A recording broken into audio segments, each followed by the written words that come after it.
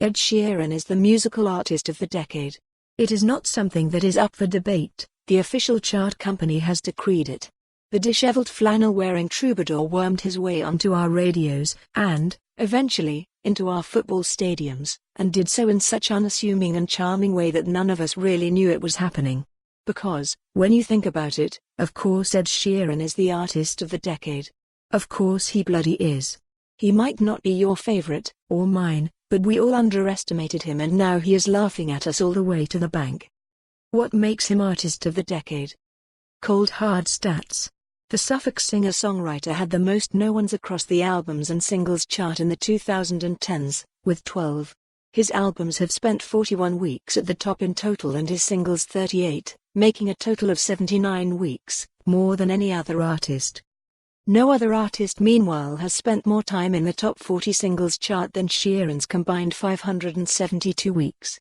His song Shape of You was named the biggest song of the decade, reaching 4.3 meters combined sales.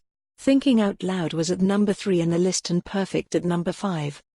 It cherry on top of a number of record-breaking stats for Sheeran, who staged the world's highest-grossing tour ever this year, racking up £558 million, $775 million, overtaking a tally previously set by U2 in 2011.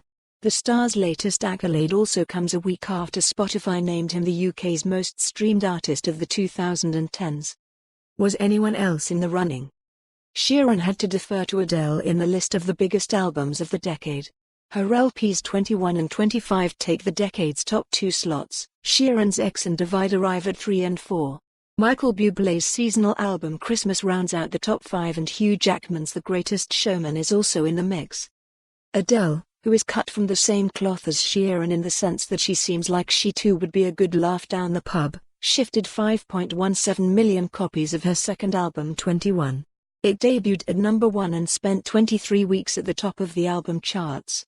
Her follow-up 25 spent 13 weeks at the top and was crowned the UK's fastest-selling album to date. Why do we need an artist of the decade? Sheeran became a pop superstar at a time when no one was really selling albums, or singles, or anything, really. His catalogue of achievements since then are genuinely remarkable, Martin Talbot, chief executive of the UK pop charts, said. Today, he is firmly established among the highest level of global music superstars. Why do people hate Ed Sheeran? It comes with the territory. While it was never particularly cool to count Sheeran in your CD collection, as his popularity skyrocketed, it's certainly become cool to hate him. His maudlin anthems are a little bland, sure, but if that disqualified you from the official UK charts, we would barely have a top 10. For more on this story, visit the news article link.